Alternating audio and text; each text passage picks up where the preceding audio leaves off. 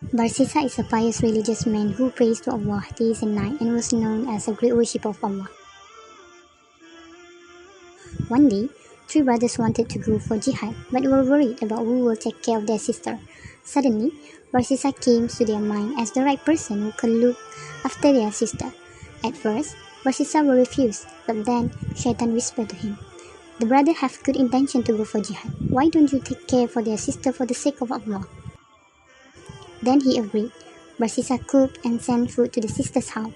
At first, he sent the food outside her house and she had to come out to take the food and go back home. Then Shaitan whispered to him again and saying that it would be better to put the food in front of her door and make it easier for her. So he started sending the food in front of her door just as Shaitan suggested, bringing him one step closer to the goal. Until one day, Shaitan whispered to him, saying that the girl must be lonely since her brother had been out for jihad for a long time. It would be good to have someone to accompany her. Then Barsisa decided to open her door and he began to talk to her. After talking, he wanted to see her, and after seeing, he wanted to touch her, and eventually he commits zina. Now, what do we learn from these stories? Shaitan will think of many ways to trick all human beings on earth and will try their best until we finally do what Allah has forbidden us to do. They will not directly lead us to commit the big sin, but they will start with small steps and continue to do so until we are trapped and fall into the dark hole. Like Barsisa's story, he started with only talking, but then followed by seeing, touching, and finally he committed zina. Did you know that what happens in today's reality is similar to the stories mentioned earlier? Men and women begin with texting on social media and saying it's not more than that. And when they start to feel more comfortable in texting, they now wanted to meet each other in real life.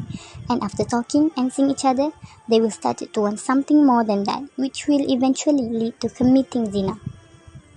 Allah has mentioned in Surah Al-Isra verse 32 that we should not even go near adultery.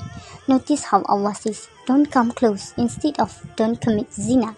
This is because we are being instructed not only to avoid committing zina, but also to avoid all action that could lead us to adultery or bring us closer to committing zina.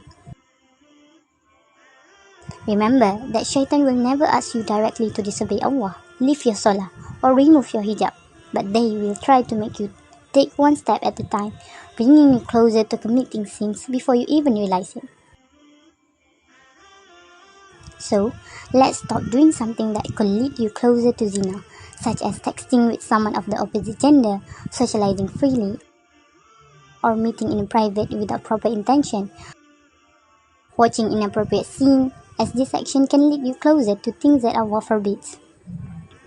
Indeed, Allah knows what is unseen in the heavens and on earth, and Allah sees what you do.